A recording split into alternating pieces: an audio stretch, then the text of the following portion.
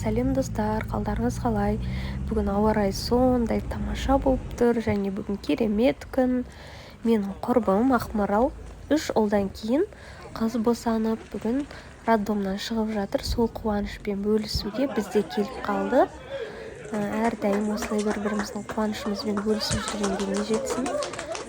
Міне көп балалы ата-ана болып жатыр, қыз тілеп Алладан Алла сұрағандарын беріп қызды болып жатыр. Сәбилерінің есімін Айсафи деп қойды.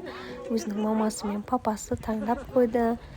Сәбиге тілерім енді ғұмырлы болсын, Алла бармақтай бақ берсін, аман есен, үлкен қыз болып өсіп кетсін. Өстіп достарымен, туыстары бар, барлығымыз қуанышқа ортақтасып осылай роддомнан шығарып алдық. Керемет енді. Көп балалы ата-ана болып жатыр. Ақмаралға да енді Алла күш-қуат берсін. Әрине, балаға қарау өте қиын, үлкен жауапкершілікті талап етеді. Сол себепті Ақмаралдың өзіне де денсаулық тілейміз, сабырлық тілейміз.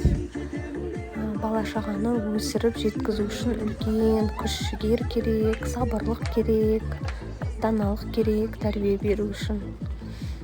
Ақмаралдың енді ұл-қыздарының барлығы сондай керемет болып өседі деген ойдамын. Ақмаралдан тәрбие алған ұл-қыздар сондай жақсы азамат пен азаматша болып өседі деп сенемін. Одан кейін өзіміз қайтып, жолдан кафеден өстіп тамақ заказ бердік. Біреуіміз цомян бердік, біреуіміз осындай мясо по-тайски және де қуырдақ лагман. Жолдан ол кафеден шығып Айтөренің шашын алдырып алдық.